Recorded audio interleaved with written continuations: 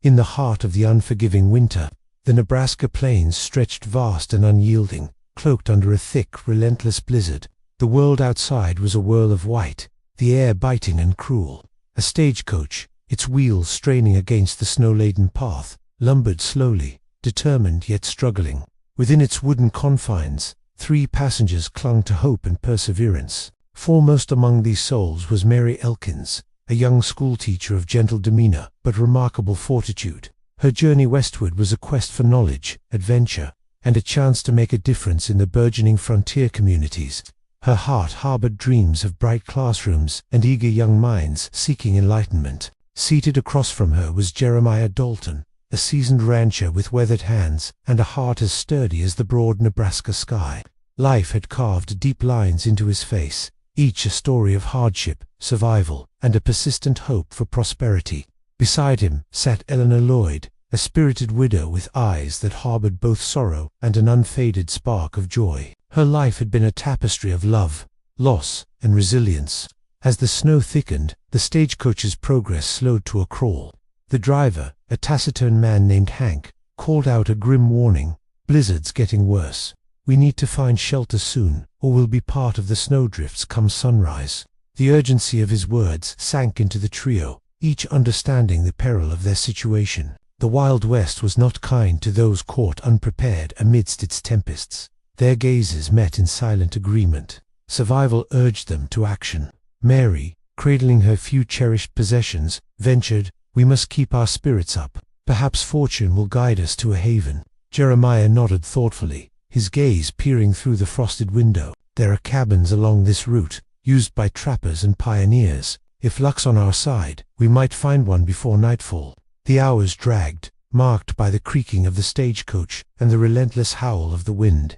Conversation dwindled, each passenger lost in their thoughts, hearts flickering between hope and trepidation. Suddenly, Hank's voice cut through the wind. "Cabin ahead. Grab your things. We're stopping here." The stagecoach lurched to a halt, its passengers moving swiftly. Relief mingled with the chill as they stepped into the knee-deep snow. The cabin stood somber against the storm, a silhouette of safety amid chaos. Its wooden facade bore the marks of time and weather, yet it stood firm, a solitary sentinel in a sea of white. Jeremiah led the way, his broad shoulders hunched against the gale. Mary followed, clutching her belongings, determination etched into her features.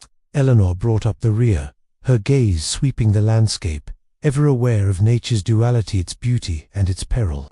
Inside, the cabin was stark and cold, the ghost of warmth distant but not forgotten. A hearth, filled with ash, promised what they craved: heat, protection, survival. Quickly, they set to work, gathering, kindling, and sparking life into the heart of the cabin. Flames flickered, casting shadows that danced across the walls, each twist of light and darkness a metaphor for their predicament. As warmth spread, so did relief.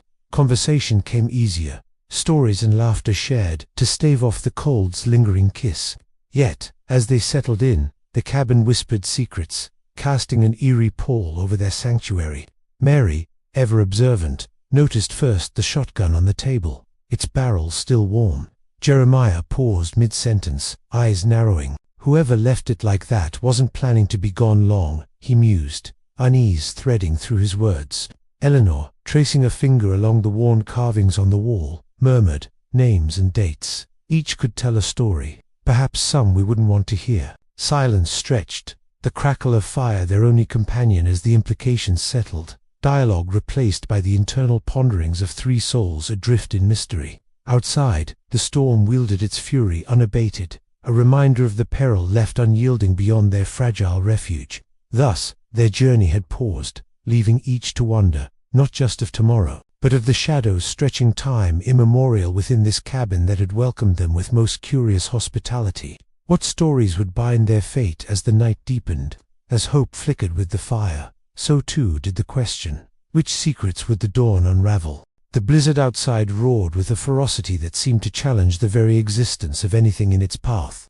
Inside the creaking stagecoach, Mary Elkins clutched her cloak tightly, feeling the chill seep into her bones, regardless of her efforts to stay warm. The driver, a grizzled old man named Jed, did his best to navigate through the white abyss, but eventually the fury of the snowstorm proved too relentless.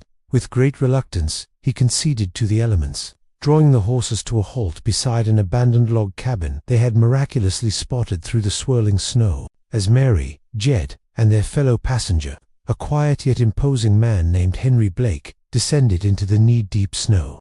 The howling wind lashed mercilessly at their faces.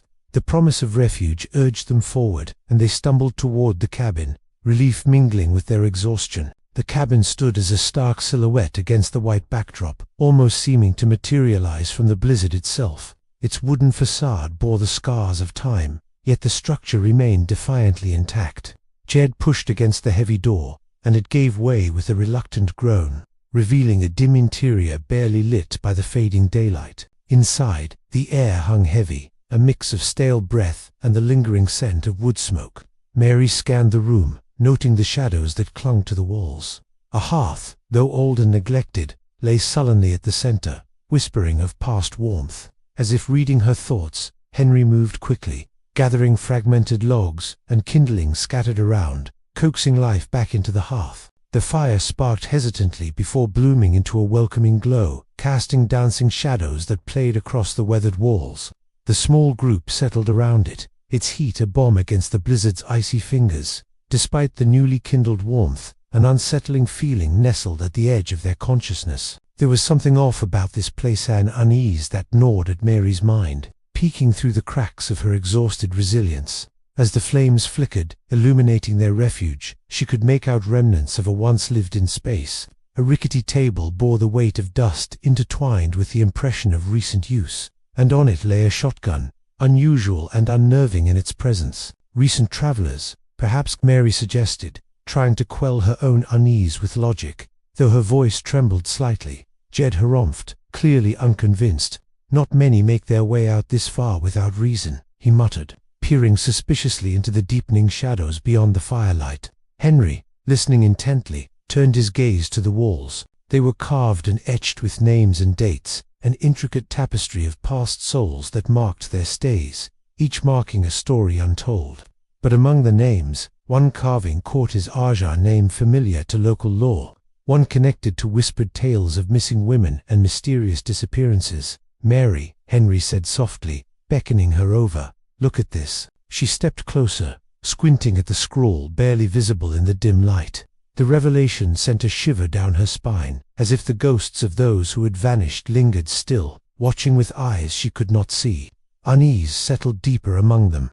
Yet the warmth of the hearth and exhaustion from their harrowing journey lulled Mary into a reflective haze. She thought of the tales told by her grandmother, stories of the rugged pioneers who had braved these harsh lands, and the bandits who exploited them.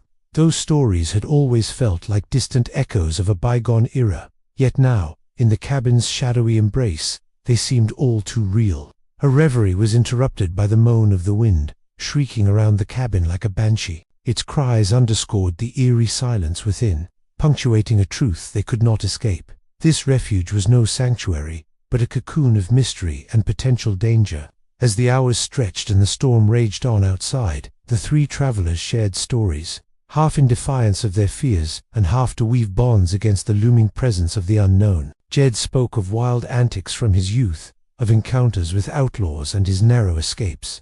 Henry, reticent at first, then recounted a time he faced off against rustlers, his voice growing quieter as the tale darkened to reveal loss and hard-earned wisdom. The night settled deep around them, and with each tale, they became more than strangers.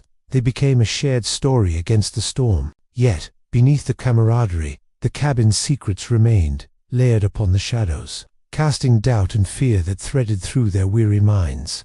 As exhaustion finally claimed Mary, she drifted into uneasy dreams. Images of the etchings on the walls transformed within her mind, replaying fragmented stories of those who came before, whispering warnings she couldn't quite grasp. And while the storm keened outside, within the cabin, the embers glowed softly, a fragile beacon against the encroaching dark, holding the travelers in its tenuous embrace as they huddled together, waiting for the dawn. The evening cast its dusky veil over the snow-encrusted landscape as the three beleaguered travelers took their first tentative steps into the mysterious cabin. Huddled together, Mary Elkins, the young schoolteacher, and her companions, Jeremiah Bailey and Samuel Carter, felt an aura of disquietude greeting them as they ventured inside. The wind's continuous wailing was now merely a dull roar, muffled by the stout wooden walls that enclosed them. The cabin was a collage of lifelessness and vigilance. Sparse furnishings lined the room, a splintered table accompanied by 2 rickety chairs, and an uninviting bed draped with what looked like a threadbare quilt. There was an unsettling aura here, palpable and thick. It was Mary who first noticed the shotgun resting on the table, its barrel gleaming faintly in the dim light. She approached it slowly, instinctively reaching out a hand toward the source of potential salvation or doom. "It's still warm," she murmured, retracting her fingers as though scorched by the discovery. "Whoever was here left not too long ago." Her comment hung in the chilly air, deepening the shadow of unease among them. This was no ordinary shelter. It harbored its own stories, each artifact a whisper from the past, eager to spill its secrets to attentive ears. Jeremiah, a burly man with eyes sharp as a hawk, focused on the cabin's adornments, or rather, the walls were clad in a tapestry of carvings, etched meticulously into the rough-hewn logs. Names and dates, scratched into the wood, told tales of transience and oblivion. It was perhaps a historic record, a ledger of existence, leaving behind cryptic clues to their fate. "Look here." Jeremiah's voice broke the silence softly, tender yet eerie as it wrapped around the etchings. "These names, they match the missing women folks talked about down at the post." Mary felt a shiver race down her spine. The murmurs of the past were louder now, painting vivid images in her mind's eye. She recalled tales of women vanishing into the prairie, their fates unknown and futures robbed. She could almost hear their voices in the cabin, an assembly of the bygone demanding closure. It was horrifying to think that they may have stayed within these very walls, leaving their only legacy in these carved indentations. Samuel, the quietest of the 3, had his wits sharpened by a cautious nature. He prowled the cabin with an air of determination, trying to discern the truth beneath layers of dust and presumption. His examination led him to the modest hearth, where a smattering of ashes suggested a long-dead fire once fought valiantly against the cold tyranny of winter. "We're not alone in the mystery," Samuel remarked, his tone contemplative as he poked at the ashes. "This place has seen many like us, explorers, survivors, maybe even perpetrators." The air grew thick with apprehension as each person silently contemplated their predicament. Was their discovery mere coincidence, or had they stumbled upon an unmarked grave of secrets best left forgotten?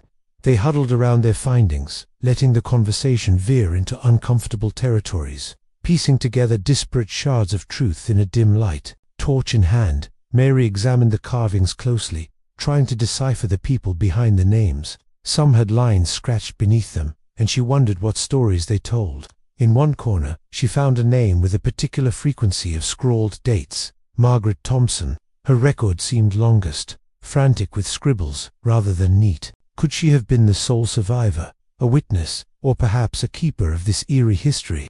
Conflicted emotions churned within her, grounding her actions with both fear and curiosity. She wanted nothing more than to escape the chilling embrace of the cabin and its unwhispered narratives, yet her feet felt rooted to the spot. As the night wore on, this place that once promised relief from the biting cold became a chamber of unsettling truths.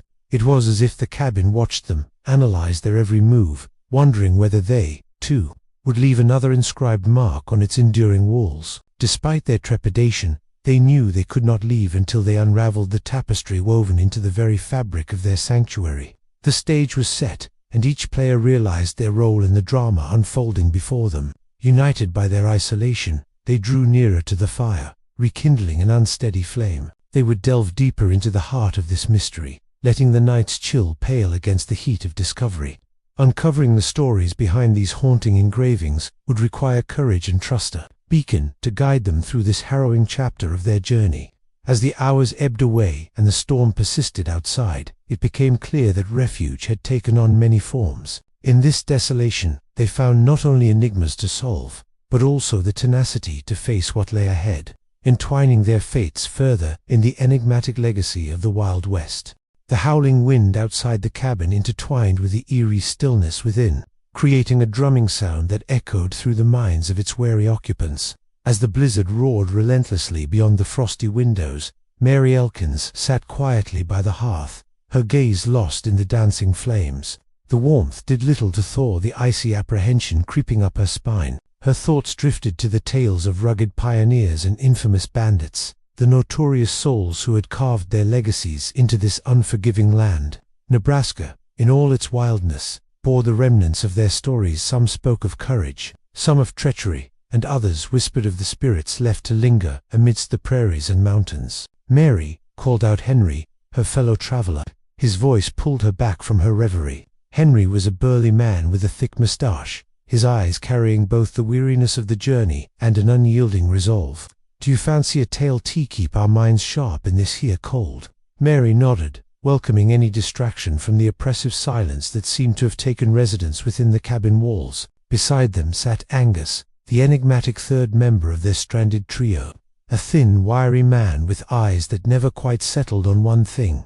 Angus listened intently, his fingers endlessly fidgeting.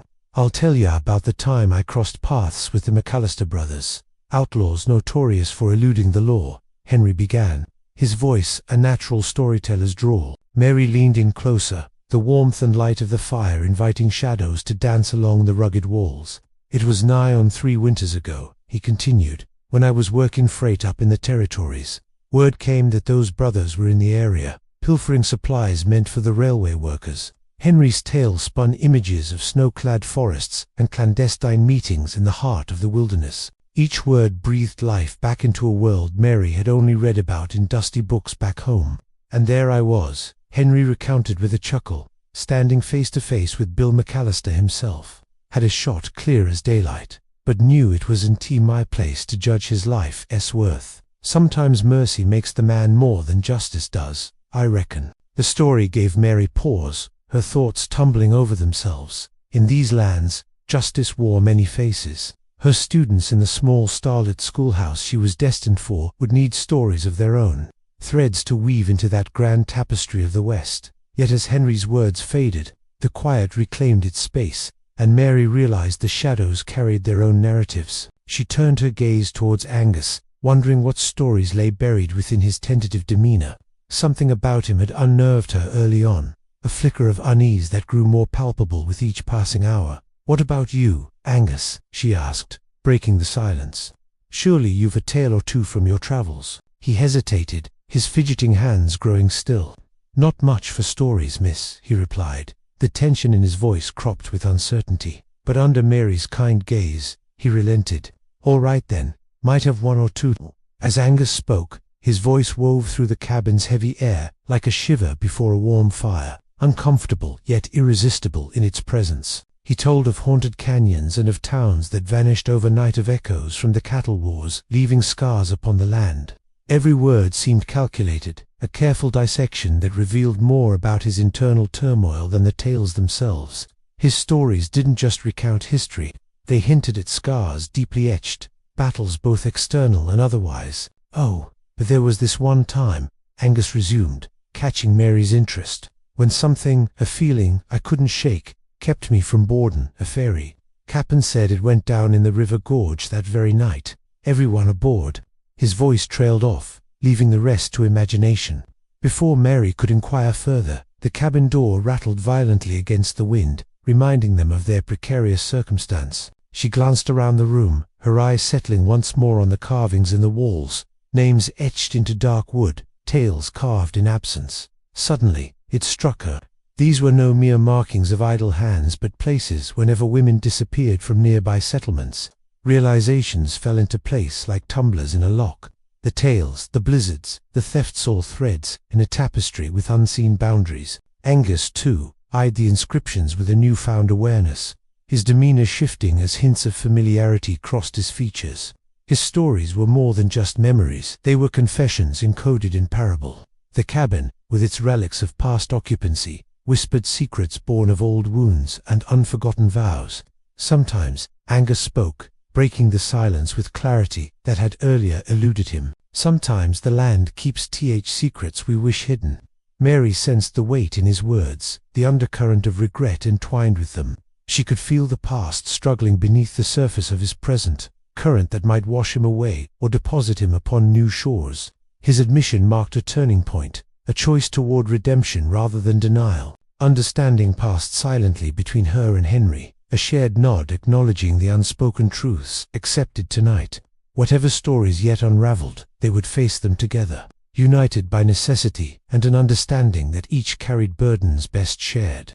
As the storm winds echoed their final lamentation, Mary realized the cabin's shadows had not been cast by firelight alone. They were echoes of stories anchored in the strengths of those choosing to endure them, and powerful enough to light the pathways ahead. With dawn merely hours away, Mary settled back beside the hearth, her companions drawing closer, each tethered by the narratives of their lives and the bonds formed within this secluded cabin. Together, they awaited the new day, their shared breaths stitching hope amidst the woven tapestry of their past. They emerged into morning's light, leaving the mysteries of the cabin etched into memory. Their journey continued, 3 travelers bound by shadows left behind, and the promise of stories yet to be told by celestial campfires beneath the starry skies of the wild, wondrous West. As the night deepened, the cabin creaked under the weight of the relentless blizzard, the wind's mournful wails seeping through every crack and crevice. Inside, Mary Elkins and her companions clustered closer to the cabin's modest hearth, its flames casting long shadows that danced hauntingly on the rough-hewn walls. Despite the warmth, an unspoken tension hung in the air, weaving an invisible thread of suspicion and unease among the trio. Mary, her heart still racing from the day's harrowing journey, found her gaze drifting to the table where the shotgun lay. It unnerved her, that cold metal relic of survival or perhaps of something more sinister. Her thoughts wandered to the carved names that adorned the walls, each etching echoing stories of forgotten souls lost to the past. The legends of missing women, once mere whispers in her mind, now loomed with an unsettling clarity. Determined to understand the truth of their refuge, Mary broke the silence. "It's strange, this place feels inhabited," she began cautiously, her eyes scanning the room for signs of agreement. Her companions, a grizzled older man named John and a rugged trapper who introduced himself simply as Tom, exchanged glances warily. John scratched his bearded chin thoughtfully. Someone was here all right, might still be watching," he added, gesturing vaguely towards the murky windows which revealed nothing but swirling snow. Tom, who'd been silent for most of their ordeal, shifted uneasily. "We ain't alone," he muttered, his voice barely rising above a whisper. "The storm brought us together, but I reckon it's hiding something more than just snow." Mary felt a prickling at the back of her neck, a premonition that chilled her more than the winter's breath. "What do you mean, Tom?" she pressed gently. Tom leaned closer to the fire, his rough-hewn features illuminated in an amber glow. "I knew a man, Sheriff Collins, who spoke of a bandit once sought refuge here, a man capable of turning friend to foe with just a word," he explained, his eyes flickering with the fire's light and old memories. "Maybe we're sitting in his lair, or maybe we're sitting with him." The implications slammed into their small circle like a thunderclap, the possibility of betrayal hanging heavily like a loaded gun. Mary's pulse quickened, and she wondered how well she knew her companions. Silence reclaimed the room as they each absorbed the gravity of Tom's words. The notion that one of them might be harboring secrets more dangerous than the storm's fury was a chilling prospect. The cabin's once modest comfort seemed now a fragile charade, a trap rather than a sanctuary. Driven by an instinct for self-preservation, Mary considered their options. They were stranded, bound by necessity and circumstance. Confrontation, it seemed, was their only course. "We must trust each other," she said, forcing resolve into her voice. "But trust requires honesty. If there's something we need to know, now's the time." A charged silence engulfed them once more. It was John who broke, the lines around his eyes deepening as he sighed heavily. "I ain't no bandit, but I won't lie," he said, his voice steady but edged with regret. "I've run from things in my past, a lawman like yourself. Tom had my reasons for living, but now, all I want is a peaceful road ahead." Tom nodded, his suspicion yielding to understanding. "We've all made choices we regret, ain't none of us saints." Their confessions took the edge off the tension, but still, an air of uncertainty lingered. Mary realized that while confessions mended the moment, true trust would be forged through shared adversity. A sudden clatter interrupted her thoughts. Shotgun had fallen from the table, landing with a clang that echoed ominously.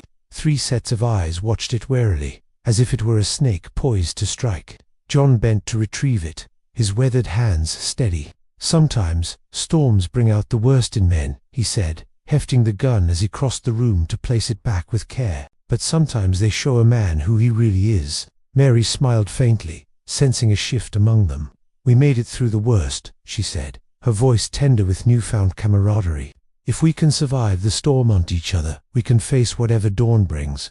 As the turbulent night bled into a tentative dawn, the storm began to relent, leaving behind a world blanketed in serene white. In the fragile morning light, three shadows abandoned the secrets they would leave behind. United by the dangers they had shared, Mary, John, and Tom emerged as unlikely allies bound by resilience and the wild promise of the West. Their ordeal behind them, the horizon stretched open a canvas of possibility, ready for new stories to imprint on the land as untamed as the hearts that dared to cross it. As the first light of dawn crept over the snow-laden expanse, tinging the frozen wilderness in soft hues of pink and orange, the storm's fury finally relented. Mary Elkins, the young schoolteacher, stood at the cabin's threshold, her breath mingling with the crisp morning air in small puffs of steam. Her heart swelled with a profound sense of relief and renewed hope. The blizzard, which had seemed an eternal white abyss, had passed, leaving behind a world blanketed in serenity. Beside Mary stood Samuel Harper, a rugged yet kind-faced rancher, and Sarah Blackwood, a mysterious woman whose sharp eyes belied untold stories. The three survivors, having withstood not only nature's wrath, but also their own inner turmoils, were bound by an ordeal that had tested their mettle and revealed depths to their spirits they had never anticipated. The cabin, a spectral witness to their harrowing night, loomed quiet and still behind them. Within its walls, secrets lingered, echoes of whispered fears and resolved tensions. As the adventurers turned their gazes toward the path ahead, the snow crunched softly beneath their boots, a symphony of onward steps into an uncertain yet promising future. "Strange," Samuel began, his voice cutting through the crisp morning silence.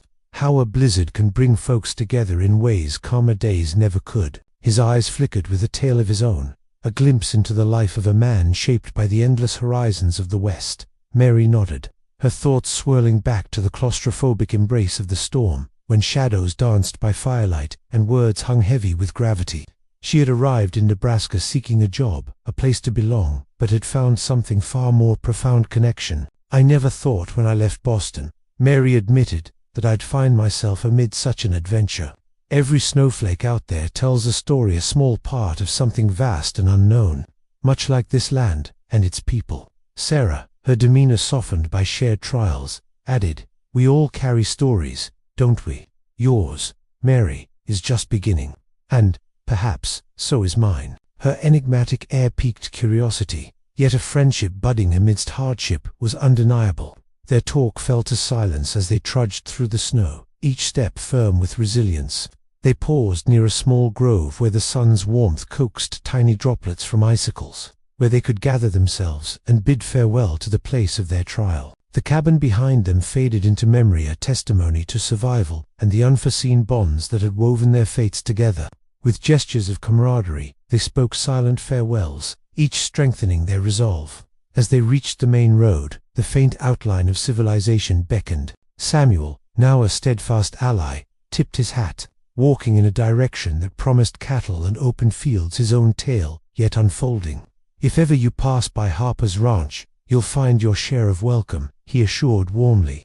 Mary, her heart buoyed by his offer, turned to Sarah, who lingered with an expression of gratitude and unspoken promise. "Perhaps," Sarah smirked, "our paths are meant to cross." With a gentle smile, Mary felt the world open before her community and fresh beginnings out beyond old horizons. Her heart brimmed with the mysteries of the Wild West, yet tempered by friendships born of peril. Refreshed resolve carried them onward, leaving behind echoes of stories untold. Ahead lay towns bustling with life, the schoolhouse ready to shape young minds, and a ranch tucked beside the setting sun's glowage, a part of the greater narrative, stitched into the fabric of the land. In the heart of Nebraska, where snow met sun over untamed lands, dawn heralded more than a new day. It marked a chapter burgeoning with hope, camaraderie, and the timeless dance of life's interconnected journeys in the Wild West.